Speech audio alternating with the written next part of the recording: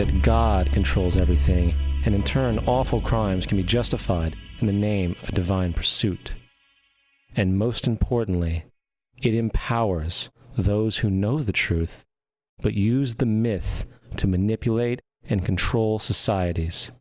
The religious myth is the most powerful device ever created and serves as the psychological soil upon which other myths can flourish.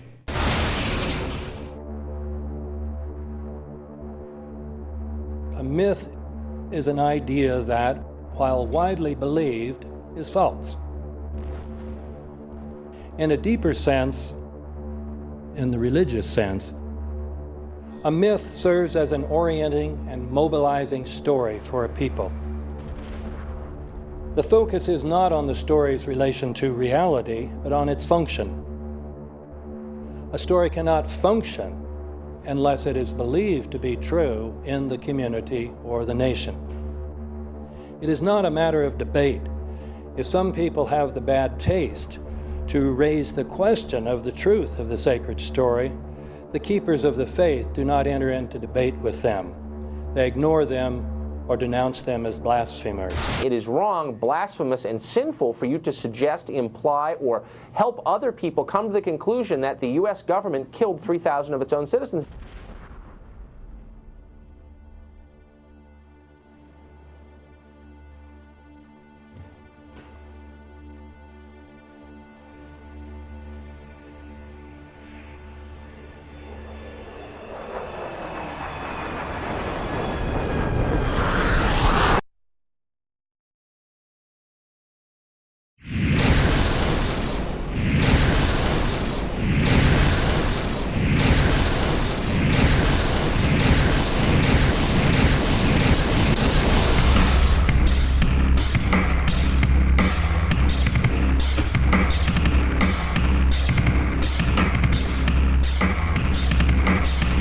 As if a demolition team set off when you see the old demolitions of these old buildings. It looks like one of those scenes of an old building being purposely dynamited and blown up. Anybody who's ever watched a building being demolished on purpose knows that if you're going to do this, you have to get at the under-infrastructure of a building and bring it down.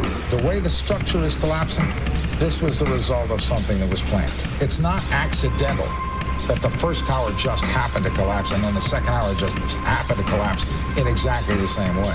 How they accomplished this, we don't know. The building collapsed to dust. You don't find a desk. You don't find a chair.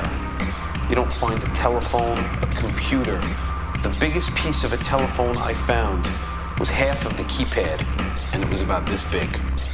What happened to the concrete? The concrete was pulverized from river to river. There was dust, powder, 2-3 inches thick. The concrete was just pulverized. Reminiscent of those pictures we've all seen too much on television before, when a building was deliberately destroyed by well-placed dynamite to knock it down. If they had detonated, they were planned to take down a building. Boom, boom, boom, boom, boom. I heard a second explosion. There was a heavy-duty explosion. Then there was some secondary explosions and then subsequent collapses. An explosion blew and it knocked everybody over. To me, it sounded like an explosion. It sounded like gunfire.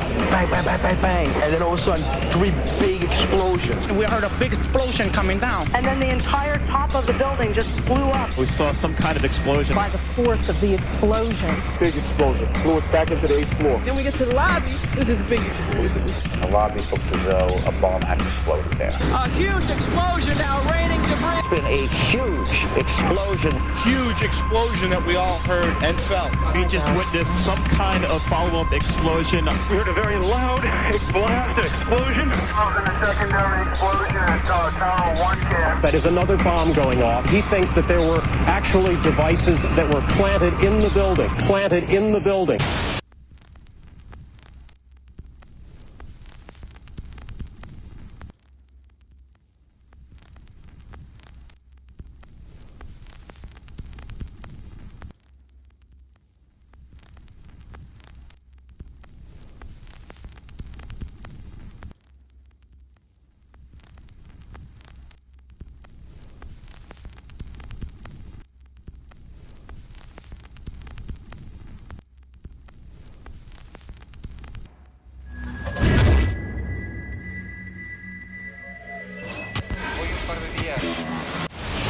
I don't think anybody could have predicted that they would try to use an airplane as a missile, a hijacked airplane as a missile. Nobody in our government, at least, and I don't think the prior government that could envision flying airplanes into buildings.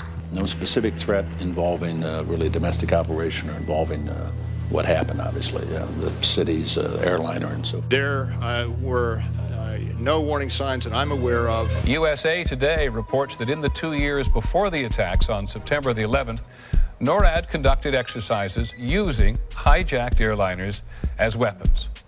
And one target was the World Trade Center.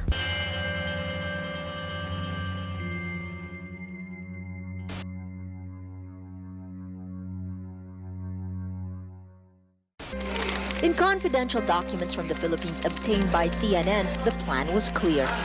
He will board any American commercial aircraft, control its cockpit, and dive it at the CIA headquarters. Other buildings targeted the Pentagon and the World Trade Center.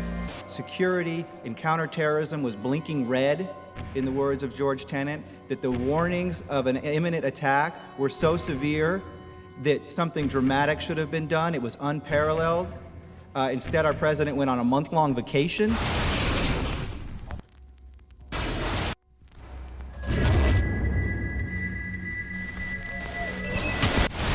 The head of Pakistani intelligence at the ISI, Mahmoud Ahmed, requested Omar Sheikh to wire $100,000 to Mohammed Atta, who was the lead hijacker. Hijacker Mohammed Atta received wire transfers via Pakistan. The man sending the money to Atta is believed to be Ahmed Umar Saeed Sheikh. Omar Sheikh admitted he was supported by the Pakistan government's intelligence service, the ISI.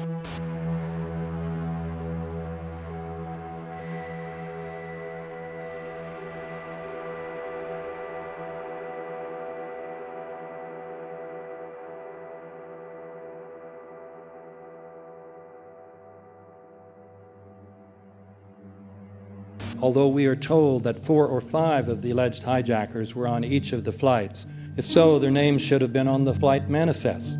But the flight manifests that have been released contain neither the names of the alleged hijackers nor any Arab names whatsoever. We know that the men who were supposedly the hijackers had their houses, cars, credit cards paid for by the U.S. government. They were, in truth, agents. Evidence was also apparently planted. The passport of one of the hijackers on Flight 11 was allegedly found in the rubble. Goes through the fireball, through the side of the plane, and comes down to the ground unscathed. But something happened. For 6 months, they reported they had this passport. Boy, we've got it. We've got the proof. And then the guy stood up and was alive. Several of these 19 men are still alive.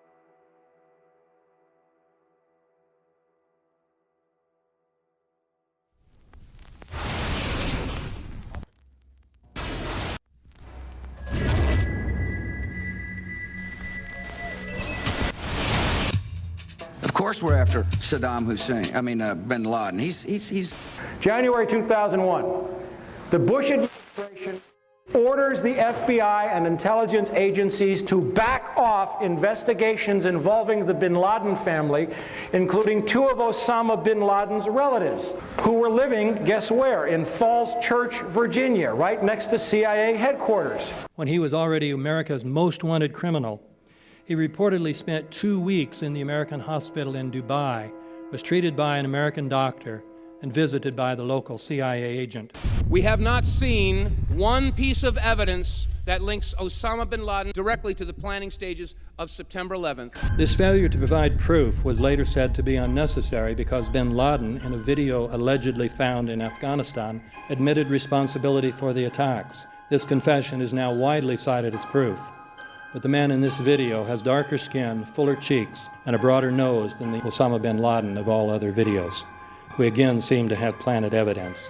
In 1976, Osama's older brother Salim bin Laden hired a man in Texas by the name of Jim Bath to handle all the investments in the United States for the bin Laden family. Jim Bath also happens to be a personal, almost lifelong friend and former Air National Guard pilot with George W. Bush. The connections between the Bushes and the bin Ladens become much more clear when George Herbert Walker Bush made trips to Saudi Arabia in 1998 and 2000 to meet with the bin Laden family on behalf of a company called the Carlyle Group.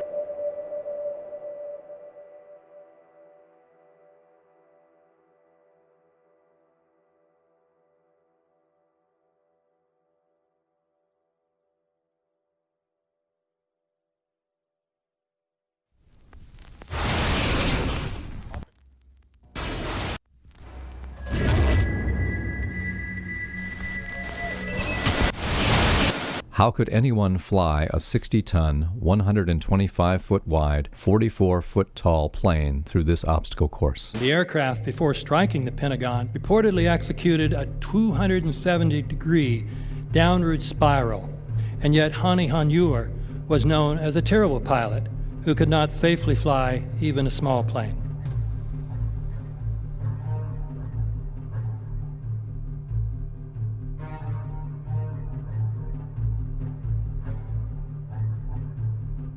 No seats, no luggage, no bodies. Nothing but bricks and limestone. The official explanation is that the intense heat from the jet fuel vaporized the entire plane. Flight 77 had 2 Rolls-Royce engines made of steel and titanium alloy and weigh 6 tons each. It is scientifically impossible, but 12 tons of steel and titanium was vaporized by jet fuel. We're also told that the bodies were able to be identified either by their fingerprints or by the DNA. So what kind of fire can vaporize aluminum and tempered steel and yet leave human bodies intact? From my close-up inspection, there's no evidence of a plane having crashed anywhere near the Pentagon. And as I said, the only pieces left that you can see are small enough that you could pick up in your hand. Shortly after the strike, government agents picked up debris and carried it off. The entire lawn was covered with dirt and gravel, so that any remaining forensic evidence was literally covered up. The videos from security cameras, which would show what really hit the Pentagon, were immediately confiscated by agents of the FBI, and the Department of Justice has to this day refused to release them. If these videos would prove that the Pentagon was really hit by a 757, most of us would assume the government would release them.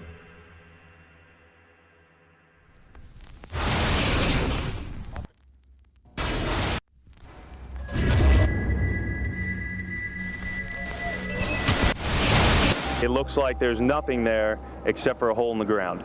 Basically, that's right. The only thing you could see from where we were was a big gouge in the earth and some broken trees. We could see some people walking around in the area, but from where we could see, there wasn't much left. Any large pieces of debris at all? No, there was nothing that you could distinguish that a plane had crashed there.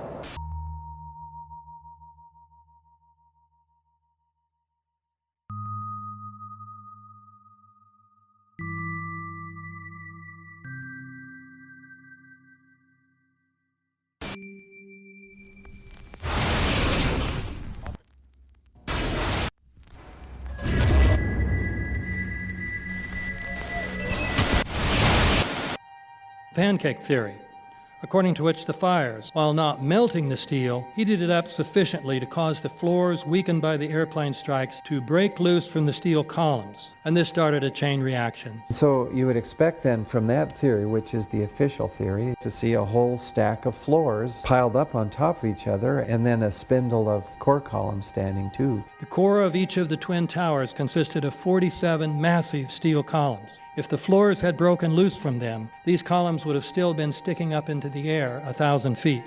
The plane did not cut all those core columns. We designed the buildings to take the impact of the Boeing 707 hitting the building at any location. The building probably could sustain multiple impacts of jetliners.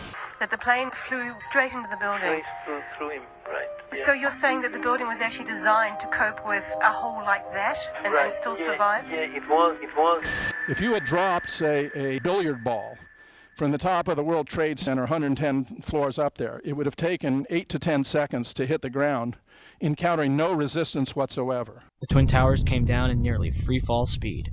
200,000 tons of steel shatters and explodes outwards over 500 feet. This means that floors shattered at an average rate of about 10 floors per second. There is no scenario for a pancake effect of buildings falling that allows them to fall at the rate of free fall. Now what can do that? What can move mass out of the way? Explosives.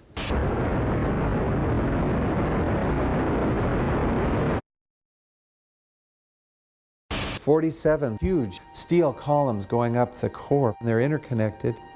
How do you get them to fail simultaneously so the core disappears? It looks like those core columns were cut. The way we do this is by cutting the beam at an angle.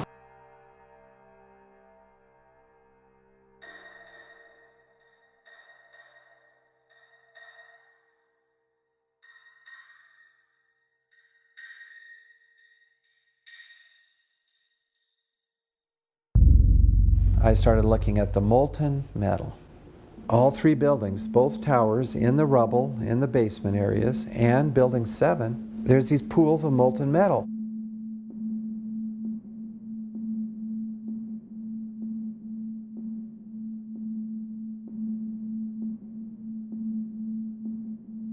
You'd get down below and you'd see molten steel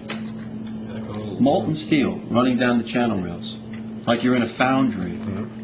Like lava. The molten steel was found 3, 4, and 5 weeks later, when the rubble was being removed.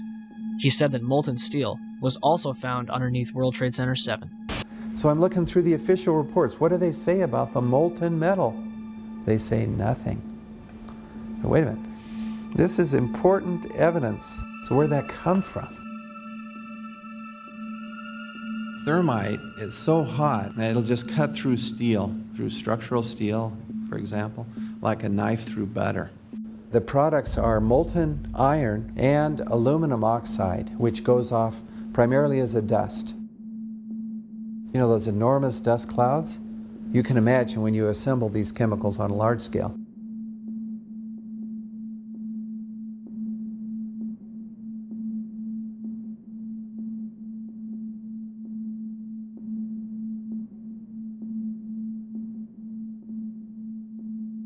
Molten metal pools under both towers after they collapsed, and Building 7. Now, Building 7 wasn't even hit by a jet. Part of the problem is that most people simply don't know much about Building 7 due to the extraordinary secrecy surrounding this collapse. And this was a 47-story skyscraper. This building fell at 5:25. It was not hit by a plane. This building had fires on only 2 or 3 floors. And it was brought down by what we know was a controlled demolition. Demolitions, they look just like that. You know, a kink in the middle, and then that building just comes straight down, almost at free fall speed. They first blow one of the central columns so the building falls in on itself. Building 7 had a classic crimp or wedge. Its central column was blown out first, so it didn't structurally damage buildings just a few feet away from it.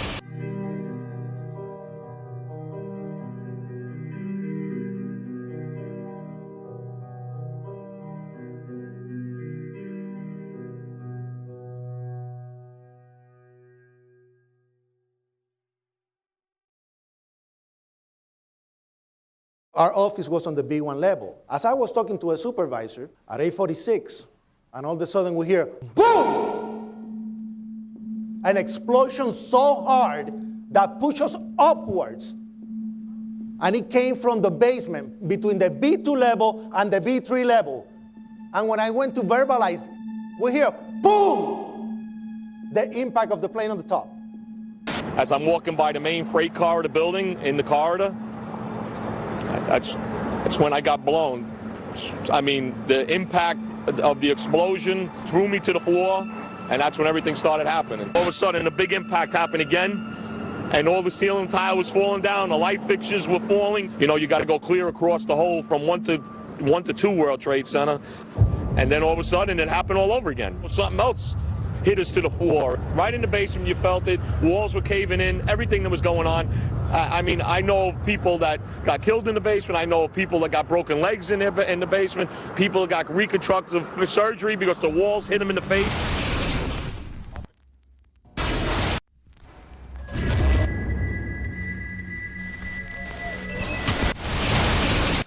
According to standard operating procedure, if an FAA flight controller notices anything that suggests a possible hijacking, the controller is to contact a superior. If the problem cannot be fixed within about a minute, the superior is to ask NORAD, the North American Aerospace Command, to send up or scramble jet fighters to find out what is going on. NORAD then issues the scramble order to the nearest Air Force base with fighters on alert.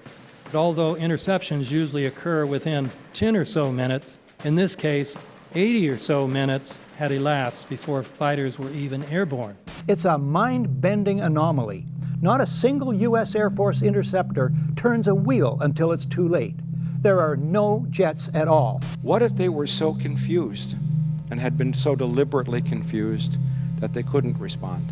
The reason that they didn't know where to go was because a number of conflicting and overlapping war game exercises were taking place. It involved the insertion of false radar blips onto radar screens in the Northeast Air Defense Sector. Center Team U, we have a problem here. We have a hijacked aircraft headed towards New York. We need someone to scramble some F-16s or something up there to help us out.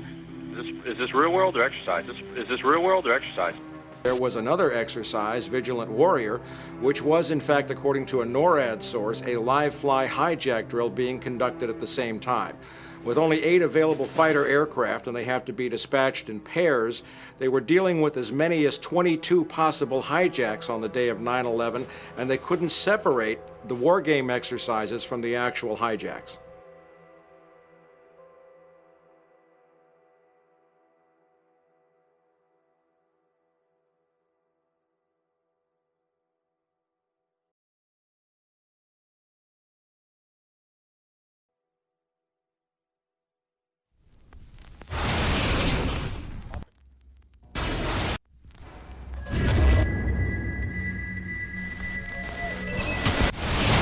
Page 172. The U.S. government has not been able to determine the origin of the money used for the 9/11 attacks. Ultimately, the question is of little practical significance. The American authorities have not managed to trace the source of the funding. And then the most amazingly disingenuous statement, ultimately, is it of little consequence. It is of massive consequence. Doesn't it matter who paid for 9/11? The collapse of Building 7 has been recognized as especially difficult to explain. The 9/11 Commission report implicitly admitted that it could not explain the collapse of this building by not even mentioning it. President, why are you and the Vice President insisting on appearing together before the 9/11 Commission? Because the 9/11 Commission wants to ask us questions. That's why we're meeting, and I look forward to meeting with them and answering their questions. Why you're appearing together rather than separately, which was their request? Because it's a good chance for both of us to answer questions that the 9/11 Commission is looking forward to asking us, and I'm looking forward to answering them. Let's see. Do you think they should be able to stand up and speak their own words? They should go under oath. They should be, yeah. In public.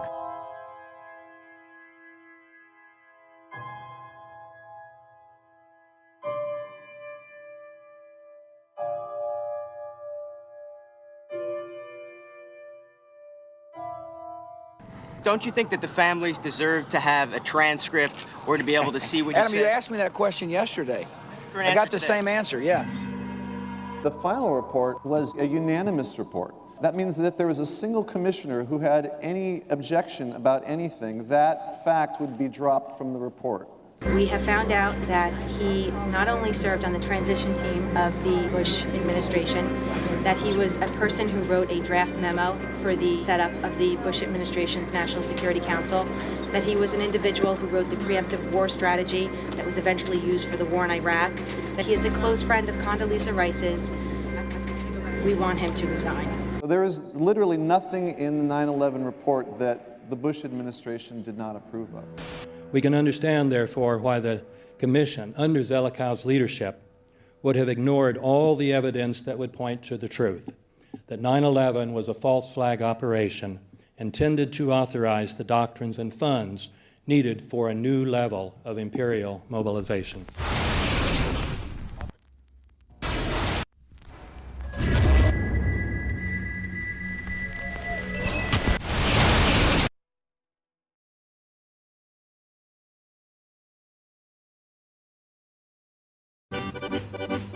Armed with knives, armed with chemical, biological, nuclear weapons. Fanatics, terrorists, September 11th. September 11th, killers, September 11th, terrorists. Terrorists of Al-Qaeda, terrorists, nuclear weapons, terrorists. 9/11, terror, terrorist, evil. September 11th, September 11th. The terrorists, war and danger. September 11th, terrorism, global terrorism, terrorism, terrorists. Terrorists, terrorists, terrorists, terrorists, the terror. Terrorists, terrorist, terrorism. September 11th, global terrorism, terrorists. Terrorism. September 11th, world terrorism, terrorism. September 11th, global terrorism. September the 11th, terror. Weapons of mass destruction. September the 11th, terrorists, the evil terrorists. Terrorists, no. Terrorism. The words are hypnotically repeated. Terrorism, terrorist, terrorist threat, and of course, believed to be linked to Al-Qaeda. But it's the so-called war on terrorism that's in our faces practically 24/7 as the inescapable focus of our existence. One day, our grandchildren will look back on this time and ask, how was the war on terror won?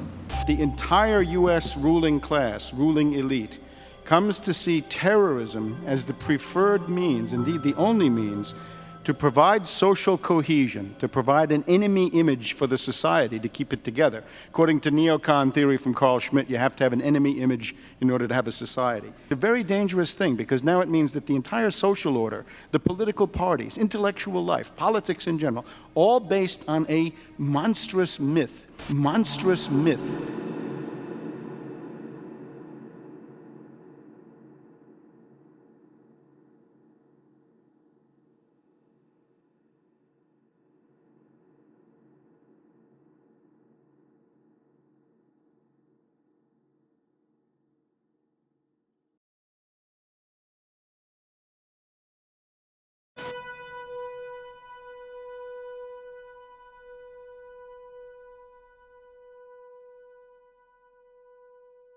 Look, the CIA has done in this country, what they've done to us is unbelievable. Look at the terrorist acts that have occurred. The CIA behind most, if not all of them. We had the Marine barracks. We had our embassy in Kenya. We had Pan Am 103. We had the USS Cole. We had Oklahoma City. We had the World Trade Center in 1993. That helped the terrorists blow up the World Trade Center the first time. They built the bomb. They got the driver's license. The informant, the FBI informant, a fellow named Salam, a 43-year-old former Egyptian army officer, he was given the assignment to put the bomb together. And he went to his supervisor, his FBI supervisor, and said, we're going to put a dummy bomb in here, right? And the FBI supervisor said, no, we're going to put a real bomb.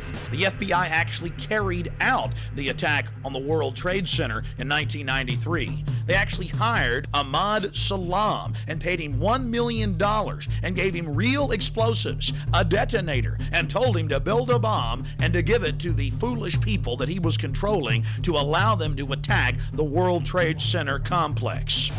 Unfortunately for them, there were only 6 people killed, not enough to pass the legislation. So what happened is 2 years later, April 19, 1995, down comes Oklahoma City Murrah building, 168 people killed.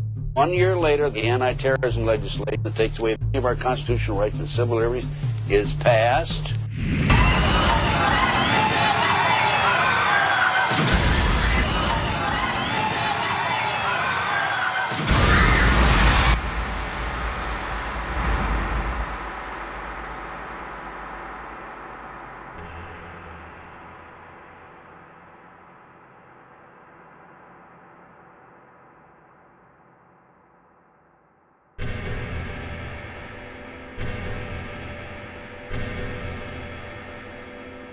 because at 9:30 this morning we were actually running an exercise for over a company of 1,000 people in London based on simultaneous bombs going off precisely at the railway stations that happened this morning. So I still have the hairs on the back of my neck standing upright. To get this quite straight, you were running an exercise to see how you would cope with this, and it happened while you were running the exercise? Precisely.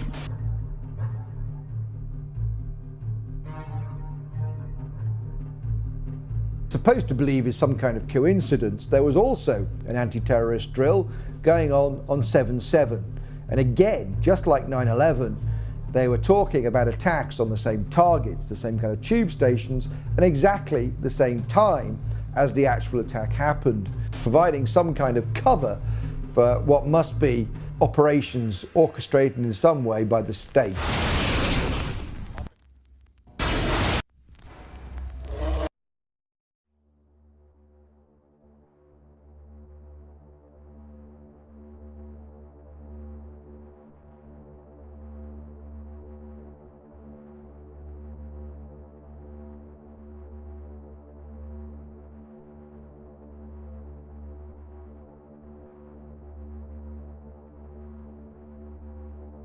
I am absolutely appalled at how much people in this country do not think.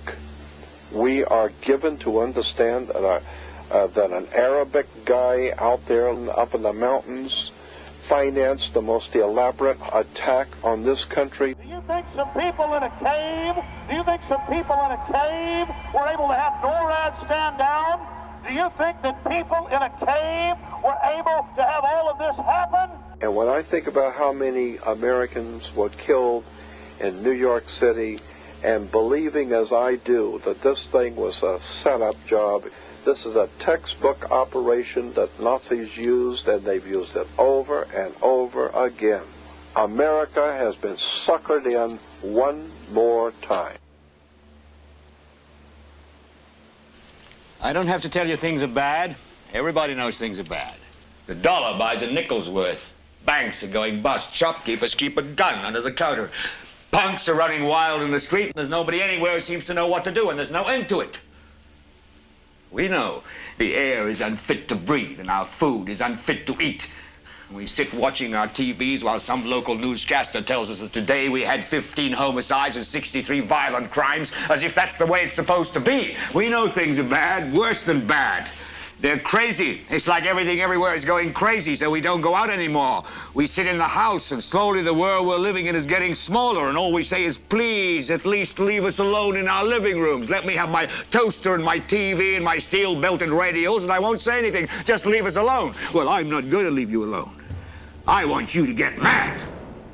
I don't want you to protest. I don't want you to riot. I don't want you to write to your congressman because I wouldn't know what to tell you to write. I don't know what to do about the depression and the inflation and the Russians and the crime in the street. All I know is that first, you've got to get mad. You've got to say, I'm a human being. God damn it. My life has value.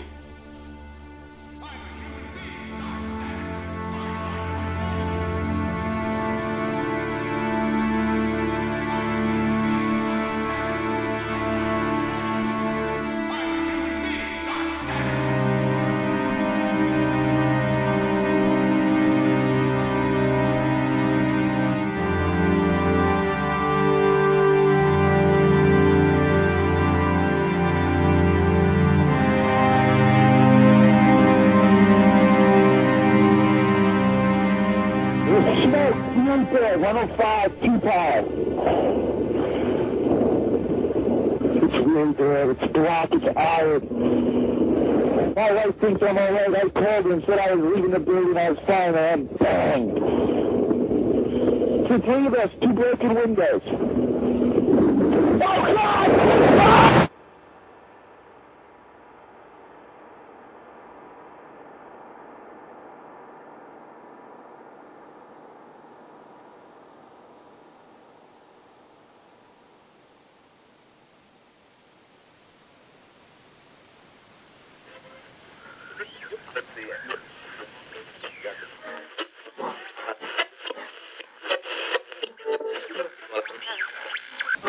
When hostilities commenced in Europe in 1939, it was realized that the American people had no intention of entering the war. But they believed that this country could be enticed into the war in very much the same way that it was enticed into the last one. They planned, first, to prepare the United States for foreign war under the guise of American defense.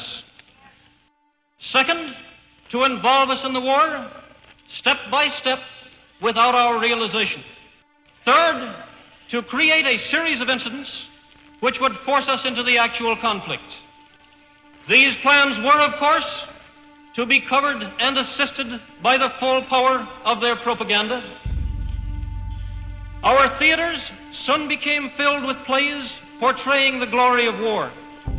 Newsreels lost all semblance of objectivity, and they have used the war to justify the restriction of congressional power and the assumption of dictatorial procedures on the part of the President and his appointees. A fear campaign was inaugurated. We cannot allow the natural passions and prejudices of other peoples to lead our country to destruction.